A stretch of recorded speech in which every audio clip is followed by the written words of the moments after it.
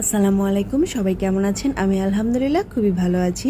তো আরও একটি নতুন ভিডিওতে আপনাদেরকে স্বাগতম জানাচ্ছি। আজকে আমি একটা ইন্টারেস্টিং জিনিস আপনাদেরকে দেখাবো। দেখেন, এই মশলা জারটি কি সুন্দর দেখতে। এটা হচ্ছে আমি আরএফএল বেস্ট বাই থেকে কিনেছি। এটার দাম নিয়েছে ৩১০ টাকা। আমার কাছে দামটা একটু বেশি মনে হয়েছে।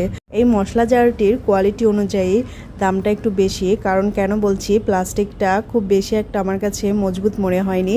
আপনাদেরকে এটা আমি খুলে দেখাচ্ছি। এর মধ্যে তারা মশলা তোলার জন্য দুটো চামচ দিয়েছে।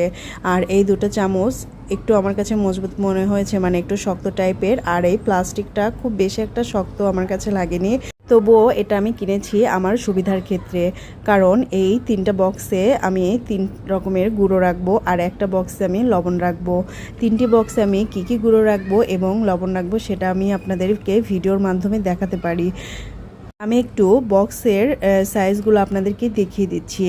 দেখেন, এটা হচ্ছে 1 নম্বর বক্স। আপনি এটাতে যা খুশি রাখতে পারেন। আপনি চাইলে এটাতে যে শুধু গুঁড়ো মশলাই রাখবেন এমনটা নয়। আপনি এটাতে জিরে, এলাচ, দারচিনি, লবঙ্গ, গোলমরিচ আরও অন্যান্য মশলা যাবতীয় যা রাখার ইচ্ছা সেগুলো আপনি রাখতে পারেন। মানে হচ্ছে আপনি আপনার সুবিধা অনুযায়ী যেটা রাখবেন সেটাই আপনার জন্য আমার মনে হয় বেটার অপশন। আমার কাছে মনে হয়েছে আমি গুঁড়ো মশলা রাখবো, তাই এটা আমি গুঁড়ো মশলার জন্য ইউজ করব। কিন্তু এটা অ্যাকচুয়ালি গুঁড়ো মশলার জারই বলা হয়। আমি দোকানদারের কাছ থেকে এটা শুনে বুঝে নিয়েছি।